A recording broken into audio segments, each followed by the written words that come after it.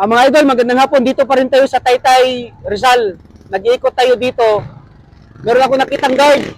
Nasa hotel siya na-assign. Puntahan natin.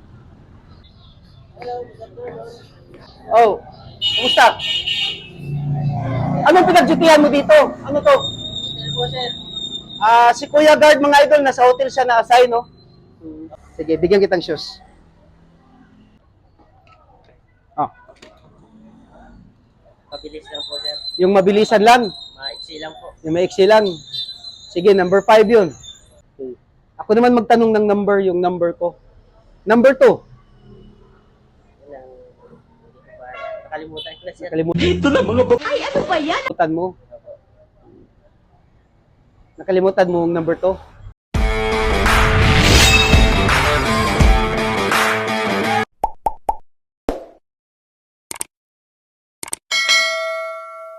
Sir, Oh, kumusta?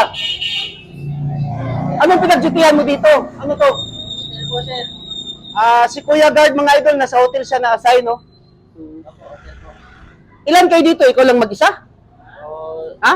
dalawa po, sir. Pang night shift po yung kasama ko. Mamaya po, alas 7 po ang kasama. So, ang duty mo 7 to 7. Yes, sir. 12 hours. Kumusta ang sahod? Okay naman po. Ha? Ayos naman po, sir. Ayos lang sahod? Yes po. Mga benefits? Okay naman po. Ilang taon ka na sa agency na to? 3 years na po. 3 years. Ilang taon ka ng guard? Nakailang taon ka na? Hindi po, sir. 3 years po. 3 years. Ibig sabihin, ito lang, nag-isang agency ka Yes pa. po. Hindi ka pa lumipat. Hindi pa po. So mga idol, magaling talaga magpasahod siguro tong agency niya kasi 3 years na siya, hindi siya lumipat. Ma'am, galing mo pala dyan ah. Hindi ko alam ah. So yun ang mga indicator ko sa mga agency na magaling magpasahod. Ang guard talaga, hindi pa lipat-lipat. Yun, mga idol, indicator yan. Di ba? Yes po. Sana all. Kuyang, bibigyan kitang shoes. Ha? Sir, thank you po. Okay lang tanungin kita ng 11 general orders. Yes, sir. Okay na po. Okay lang. Sige, bigyan kitang shoes. Oh. Thank you, sir. Thank you po. Anong gusto mong itanong kung number sa 11 general orders? Anong gusto mo? Mabilis lang po, sir. Yung mabilisan lang? Maiksi lang po. Yung maiksi lang? Sige, number 5 yun. Number 5. Tutok, tunuan, isip, online duty, sir. To quit my post, yung property relief. Yun. Yung kanina, number, yung sinabi mo kanina, number, 7. ulitin mo. Yung number 7 po. Ah. Yung sinabi mo kanina, tutok, Tutok, tunuan, isip, online duty, sir. Joke lang. Kala nyo ha. Ano pala yung sa akin? Bobo? yun ang marites na ano. Yes po. Diba? Bawal makipag-usap po. Bawal makipag-usap pag naka-duty. Diba? Okay. Ako naman magtanong ng number, yung number ko. Number 2. Yun ang, hindi ko ba, nakalimutan ko na, sir. Kalimutan mo. Nakalimutan mo yung number 2.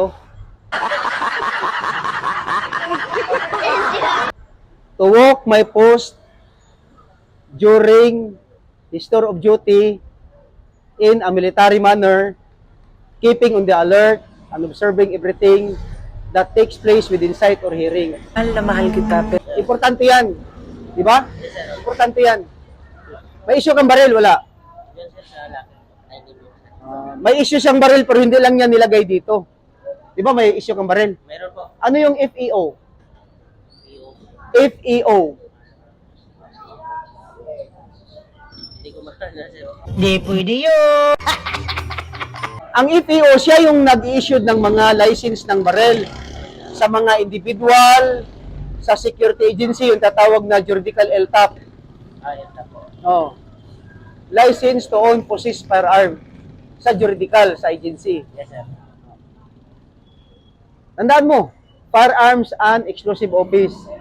Saan yan? PO. Saan mo makikita yan? Sa mag-issue ng, ano, sir. Di saan ang office niyan?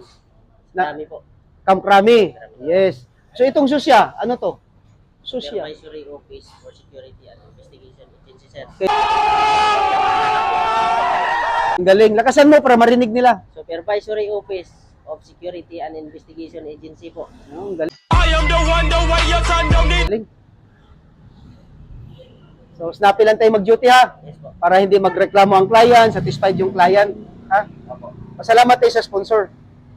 Maraming salamat po pala kay Sir Dariao po sa binigay po niyang shoes sa amin. Maraming salamat po. Malaking bagay po to sa amin, sir. Thank you po. So, maraming salamat kay Mr. Jun Yu from Philippine Practical Shooting Association's Treasurer. Sir, dapat damihan mo pang sponsor mo para maraming matuwa sa iyo na guard. Maraming salamat po sa nag-sponsor po nito. Salamat po. Sir, mabuhay ka hanggat gusto mo. Life is beautiful, sir.